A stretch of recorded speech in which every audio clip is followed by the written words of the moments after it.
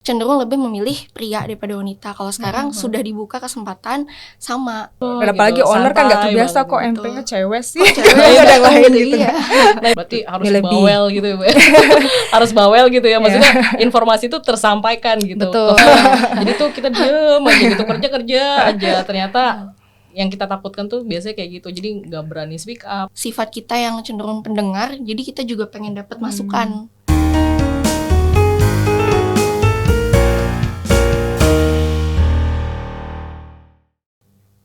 Oke, selamat siang semuanya. Selamat datang di acara podcast kali ini, We Talk, The Untold Story of Wika.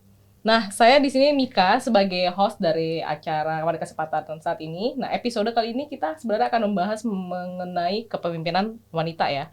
Nah, di sini ada 2 narasumber yang sudah datang. Nah, ini narasumber kita ini yang pertama ada Mbak Farida Maharani ya. Halo semuanya. Ya, kemudian ada Mbak Adisti. Halo, selamat siang. Oke.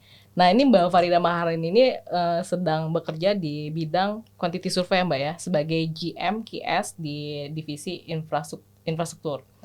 Marketing, oke. Kemudian dari Mbak Adisti sendiri sebagai koordinator PCP ya? Iya, perencanaan, Project Control and Planning. Oke, di FICC ya Mbak ya? Betul. Nah, sekarang lagi pada sibuk ngapain aja nih Mbak Farida sama Mbak Adisti? Mungkin dari Mbak Farida dulu, bisa ceritain nggak sibuk ngapain gitu? Biasa kalau di marketing infrastruktur division ya, kita saat ini menyiapkan tender ya proyek infrastruktur 1 dan infrastruktur 2 se-Indonesia itu. Ya rata-rata sebulan itu ada sekitar 17 sampai dengan 20 tender proyek seperti itu. Oke. Itu berjalan selama 2 tahun atau setahun belakangan ini? Setahun belakangan ini ya? Iya, setahun belakangan ini. Oke. Kalau Mbak Adisti sendiri lagi sibuk apa Mbak? Kurang lebih masih sama ya. Yang kita sistem baru migrasi dengan SAP, udah jalan sekitar 8 bulan. Di situ masih belajar lagi, case baru lagi, pengembangan lagi seperti apa, dan penerapannya di proyek itu seperti apa gitu. Oke. Kemudian ini nih Mbak, kita kan tahu ya kalau di dunia konstruksi itu tuh erat kaitannya dengan banyaknya kaum pria gitu kan. Nah, ini dari stigma yang muncul di masyarakat ini mungkin persepsinya gimana nih dari Mbak Farida atau Mbak Adisti? Gimana sih kalau dari stigma yang ada ini, bagaimana penilaiannya terkait dengan dunia konstruksi itu sendiri? Mungkin Mbak Farida. Saya?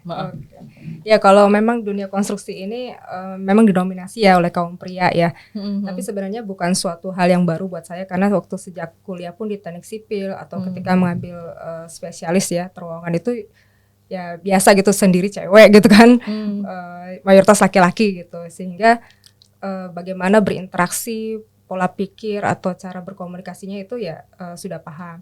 Nah di dunia konstruksi sendiri memang masih mayoritas pria, meskipun sekarang sudah mulai banyak ya wanita terlibat bekerja di situ. Sekarang artinya wanita itu ya secara kemampuan dan kompetensinya itu mulai diakui sejajar dengan pria gitu. Oke, kalau Mbak Disi sendiri gimana nih stigmanya nih? Kurang lebih sama ya. Jadi dari awal, sebenarnya dari sebelum masuk Wika ya, dari waktu ngambil jurusan kuliah teknik, berarti kan sudah teknik tahu. Teknik apa Mbak kira-kira? Oh, saya teknik industri. Teknik industri ya? Ya. Kemudian sudah tahu bahwa akan ada resiko ini dominasi kaum laki-laki, tapi saya perempuan, berarti saya harus melakukan effort lebih untuk bisa sama dengan laki-laki. Karena cross fungsi juga ya, dari industri ke dunia sipil gitu. Kan konstruksi. Nah, setelah kuliah juga masuk Wika, kemudian mendaftar di Wika juga udah merupakan pilihan ya, bahwa ini dunia laki-laki dan ini konstruksi loh, bukan bidang saya sebelumnya gitu. Kemudian tanda tangan kontrak juga sudah sepakat dan yakin bahwa akan ada resiko tersebut, tapi tetap saya jalanin dan bisa mengantisipasi hal-hal yang sebelumnya menjadi ketakutan malah bisa jadi lebih baik lagi gitu strateginya. Oke, kalau tadi kan tantangannya itu kalau dari sisi kita nih sebagai wanita ya, bekerja di proyek gitu ya, apalagi Mbak Farida kan di tunneling gitu. Nah itu gimana Mbak tantangannya Mbak? Terus bagaimana Mbak Farida bisa menjalani gitu kegiatan-kegiatan itu? Ya artinya kita sebagai wanita, mungkin tadi Mbak Adisti juga bilang ya, harus mempersiapkan diri ya, karena kan kita harus punya effort lebih gitu. Ya artinya yang pasti kita sebagai wanita tuh harus tahu value kita gitu, meskipun kita ini punya kompetensi loh, punya kemampuan yang sama, sehingga ya harus berani bisa menunjukkan nilai kita gitu ya. Ya dari situ insya Allah orang-orang akan melihat gitu ya kinerja gitu ya, apabila kita bersungguh-sungguh gitu, fokus pada bidang yang kita sedang Bidang jalani kita, seperti ini. Berani tadi ya kuncinya ya. Kita harus berani speak up gitu kan, menunjukkan bahwa kemampuan wanita itu memang bisa disandingi dengan pria gitu ya berarti ya. Kemudian kira-kira pandangan pada saat ini kan ada program transformasi perempuan dalam nominated talent di Kementerian BUMN.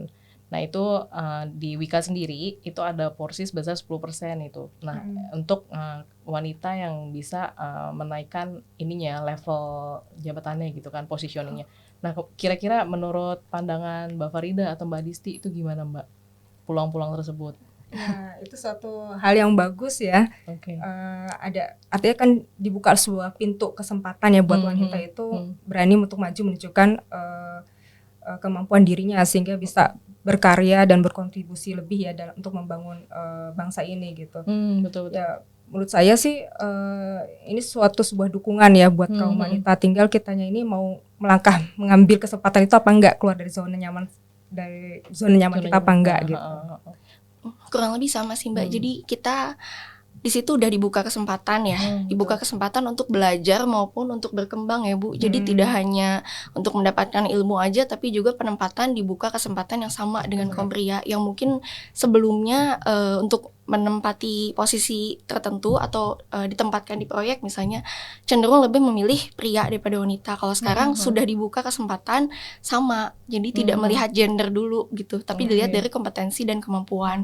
Sebenarnya kompetensi dan kemampuan perempuan ini juga bagus ya, baik gitu, dan kita juga berjuang mungkin menanggapi negatif paradigma dari orang-orang, pendapat orang terhadap perempuan seperti itu Mbak. Oke. Jadi daripada fokus ke kelemahannya perempuan sebagai apa, kita tonjolkan justru kelemahan itu bisa jadi kelebihan kita sebagai kaum perempuan. Setuju, Mbak.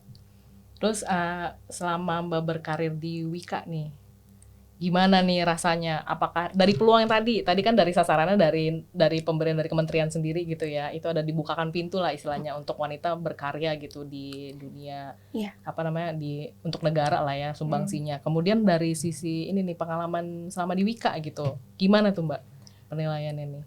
Alhamdulillahnya sih peluang saya merasakan support system itu dukungan dari lingkungan kerja, baik itu dari atasan maupun bawahan sampai ke level direksi gitu. Jadi di situ saya merasakan dukungan yang bahwa saya ini perempuan tapi saya boleh untuk maju, boleh untuk berkembang, diberi kesempatan.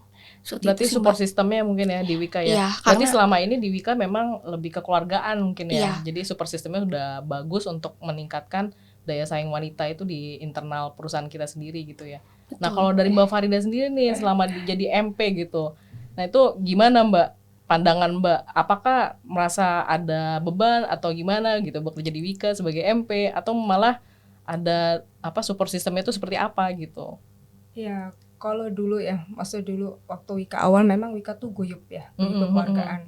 Artinya memang ya lingkungan kerjanya itu sudah nyaman ya buat wanita, tapi memang buat di posisi yang mana ya mungkin laki-laki sebagai pemimpin ya wanita sebagai supportingnya seperti itu. Cuman memang ketika sejak ada kebijakan seperti ini, itu mulai dibuka kerannya ya, dibuka silakan wanita boleh sejajar dengan pria ya. Di situ ya saya merasakan ini suatu kesempatan ya buat melangkah maju ya, artinya kompetensi kita, kemampuan kita pun mulai diakuin gitu. Cuman ada beban nggak sih Mbak waktu itu di proyek gitu? Aduh berat banget ya kerja di proyek gitu. Ada sih ya, karena mungkin kita udah biasa sama. Udah biasa ya. Sebenarnya sih ada juga karena memang bagaimanapun tim yang itu kan baru ya, tim proyeknya baru gitu. Tantangannya di sana ya Mbak ya? Ya pastinya bisa nggak sih ini si ibu mimpin gitu kan, pasti seperti itu. Nah itu tuh biasanya kan, nah itu kiat-kiatnya gimana tuh Mbak? Gimana cara kita tetap merangkul anak buah gitu kan? Kadang kan temu aja anak-anak Gen Z katakanlah atau anak milenial yang kayak aduh. Dan apalagi gitu, owner kan nggak terbiasa kok gitu. MP-nya cewek sih. Ada lain gitu.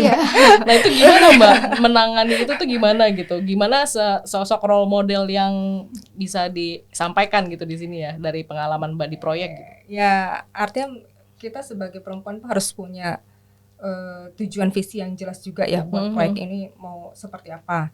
Ya hanya biasa saja selesai tepat waktu butuh biaya atau seperti apa.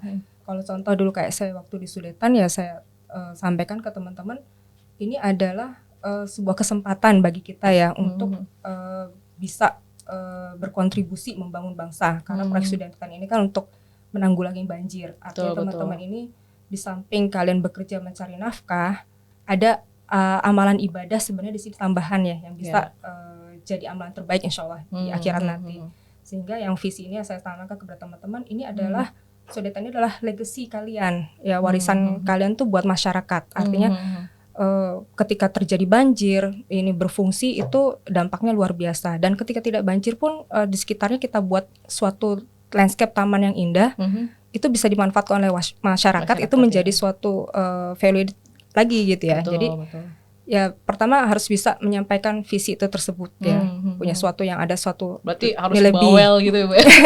Harus bawel gitu ya, maksudnya informasi itu tersampaikan gitu, ke feeding bahwa teman-teman ini ketanam, jadi bahwa kalau kita di sini kita berkontribusi loh. Iya. Kemudian ya, artinya, ada hal yang ini ya, sehingga mereka bekerja itu ya bisa mengeluarkan effort yang terbaik gitu ya. Betul. Jadi termotivasi. Jadi ada rasanya, ada passionnya, ada gairahnya. Betul. Nah, kemudian ya kita sebagai wanita, pemimpin wanita itu dirasakan kehadirannya.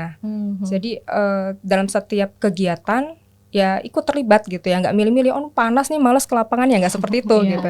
Ya kalau misalnya waktu memang harus ke lapangan dengan tim sebagainya datang gitu. Atau ketika harus sosialisasi dengan warga, menghadapi ini warga ya harus berani gitu ya. Jadi dari situ ya tim akan melihat gitu juga, pihak luar pun juga melihat memang mampu kok gitu ya. Cewek sebagai pemimpin untuk jadi MP bisa gitu. Jadi nggak milih-milih gitu mau di mana, dan kita kan memang sudah terbiasa ya multitasking seperti itu, sebenarnya sih insya Allah bisa gitulah. Berarti bentuk komunikasi itu penting sebenarnya di kepemimpinan wanita juga. Kita fokus aja sama kekuatan-kekuatan perempuan ya Bu. Dari yang lebih teliti, lebih cermat, terus lebih peka kreatif. Kreatif, terus lebih peka menjaga keharmonisan itu cenderung lebih bagus karena kita lebih peka lihat keadaan, lihat situasi. Itu lebih peka kalau perempuan ya. Kemudian dan ada contohnya empati gimana ya. tuh Mbak? Contohnya gimana ya, peka empati juga, lah lebih gitu. Kayak empati. Iya, betul. Jadi berkomunikasi misalnya dan luar nggak harus selalu marah gitu ya. Kita bisa menempatkan kita di posisi dia ada kendala apa sih?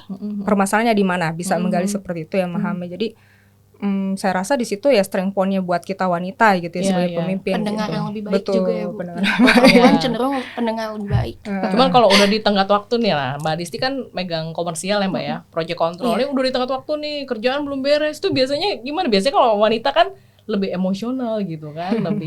Justru kalau saya ngelihatnya optimis dulu, yang saya tanamkan ke bawahan gitu ya. Optimis dulu, ini pasti berhasil kok. Nggak ada yang nggak mungkin. Ini kita pasti bisa.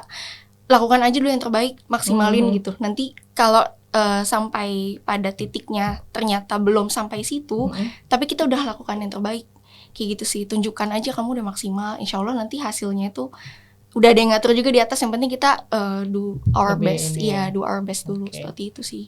Dan sama jaga keharmonisan juga dengan kalau udah mulai naik, udah mulai emosi, berarti udah harus lebih cooling down dulu, makan dulu gitu. Istirahat dulu, seperti itu sih. Kadang-kadang suka lupa ya hal-hal simpel tapi dilewat gitu karena due date dan segala. Iya benar. Karena pada saat kita lagi suasana genting gitu kan, ngejar project, biasanya kan teman-teman tuh udah naik pitam udah semuanya kan, pasti emosian gitu, senggol bacok gitu kan, kiri kanan gitu. Dan biasanya cara ngerangkulnya itu mungkin dari cara-cara tersederhana tadi ya Mbak ya, ngajak kumpul gitu kan, makan dulu gitu. Sediain cemilan itu tuh hal-hal yang mungkin kalau kaum pria belum tentu ke situ ya Bu, belum tentu kepikiran gitu. Itu kuncinya lead by heart berarti. Kan kayaknya udah mulai tensi, udah mulai tegang gitu. Emang kan wanita itu kan cinta kasihnya ada gitu. Lead by heart-nya ada. Dan bener sih yang Bu Farida bilang, lebih bisa multitasking ya, karena bisa sambil ini beberapa pekerjaan itu bisa langsung dikerjakan dalam satu waktu.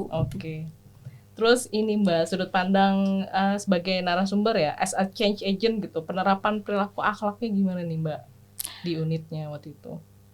Menurut saya sih makin kesini makin terlihat ya, terasa banget penerapan budaya akhlak itu dari masing-masing poin akhlak, yang mana datangnya udah nggak telat-telat lagi, kemudian juga dari kompeten itu untuk membagi ilmu atau mentransfer ilmu. Yang saya rasakan pribadi, dulu saya kesulitan untuk mendapatkan ilmu karena kalau saya nanya, pertama saya bukan sipil, kedua saya perempuan. Jadi kalau saya nanya mau belajar, cenderung orang akan melihat saya apaan sih lo gitu. Jadi lebih ke nggak mau ngajarin, tapi kalau sekarang justru malah kita harus mengajarkan juga kan ke orang prinsip akhlak ini. Jadi lebih enak lagi dirasakan dan lebih kelihatan lagi gitu. Dan harapannya adalah budaya akhlak ini kan menjadi merubah budaya kita ya agar lebih positif lagi gitu. Dan jangka panjang ke depannya perusahaannya supaya lebih baik lagi. Kalau misalnya beda ini ya background ilmunya gitu kan, kata kolaboratif mungkin ya lebih tepat kali ya, di situ harus dihidupkan ya di akhlaknya, sehingga pekerjaan itu jadi mudah selesai karena setiap masing-masing fungsi itu pasti punya plus minusnya sendiri gitu, punya keahliannya masing-masing. Kalau itu dikolaborasikan bersama berarti lebih bagus dan selesainya lebih cepat gitu kan, solusinya lebih ketahuan gitu. Nah kalau Mbak Farida sendiri gimana nih Mbak terkait akhlak itu Mbak? Ya artinya gini, change agent ya untuk akhlak ya, artinya setiap change agent harus bisa menerapkan pada dirinya sendiri dulu ya. Ya kadang-kadang ya one action is louder than words, jadi tindakan kita itu mencerminkan siapa kita gitu ya. Ketika kita sudah bisa menerapkan akhlak itu pada diri kita, ya insya Allah itu akan terlihat dari orang lain, itu memberikan impact yang lebih daripada by words ya, ngatain ayo kita harus begini akhlak itu. Sekarang kita menginginkan orang tersebut gitu, tapi ya di sini insya Allah teman-teman ya dengan kondisi juga saat ini bersama-sama gitu ya, bukan hanya Wika, semua BUMN pun juga menggalakkan akhlak ini, insya Allah menjadi lebih baik lah di dunia konstruksi ini. Tadi kan terkait dengan akhlak ya. Nah, pernah dengar tentang Sri Kandi nggak nih Mbak dan sumbernya dari Mbak Farida atau Mbak Disti? Ya, Sri Kandi. Nah itu apa sih Mbak? Kira-kira Mbak, kan kita nih mungkin ya wanita itu kan kalau di ya katakanlah dunia konstruksi lah ya, support sistemnya kan nggak sebesar itu ya, karena kaum wanita juga sedikit sekali gitu kan, kalau di apalagi anak teknik gitu kan, dunia konstruksi lagi gitu. Nah Sri Kandi ini apa nih Mbak sebenarnya nih Mbak? Ya Sri Kandi ini wadah organisasi ya buat kita karyawan Wika, jadi nggak hanya cuman organik, terampil, OS maupun KKWT proyek pun bisa terlibat aktif ya di Sri Kandi Wika ini. Tujuannya ini adalah untuk mengencourage ya karyawan wanita untuk meningkatkan kemampuannya, kemudian sehingga nanti bisa menjadi leader ya wanita, sehingga dapat memberikan kontribusi buat perusahaan yang kita cintai ini dan juga masyarakat sekitar ya, baik nasional maupun global seperti itu. Tapi bisa dibilang Sri Kandi ini support system juga ya untuk wanita. Bahkan didukung juga dari tingkat BUMN ya, ada Sri Kandi BUMN juga. Oke. Kira-kira nih sebelum kita closing point, itu apa sih tips-tips dari Mbak Farida, dari Mbak Disti gitu kepada teman-teman teman-teman yang ada di luar sana nih lagi nonton podcast. Kira-kira tips mengenai kepemimpinan itu seperti apa Mbak? Tips dan harapannya gitu. Iya. Mbak Farida gimana? Jadi buat teman-teman di sana, untuk yang wanita yang mesti menjadi pemimpin ya, milikilah cita-cita ya, impian visi ya yang jelas gitu. Jadi terkadang kan waktu masih kecil mungkin jelas gitu ya mau jadi dokter. Ketika udah misalnya ya mau jadi dokter, lupa itu memiliki cita-cita apa lagi. Artinya jangan berhenti untuk memiliki cita-cita ya, visi yang jelas seperti itu sangat penting, karena itu menjadi motivasi kita buat bisa bekerja gitu ya dengan rasa tadi ya, dengan rasa. Ya kemudian yang kedua ya berani mengambil kesempatan ya, keluar untuk dari zona nyaman seperti itu. Dan maksudnya kehadiran kita, perisan kita itu bisa dirasakan impact seperti itu. Ya jangan takut juga minta dukungan, support gitu ya kalau memang itu dibutuhkan gitu. Karena kita meskipun pemimpin tidak bekerja sendiri gitu ya. Ada insya Allah ada yang mendukung kita baik kanan kiri maupun atas bawah. Ya, kadang kita kan takutnya kalau sebagai jadi support gitu ya.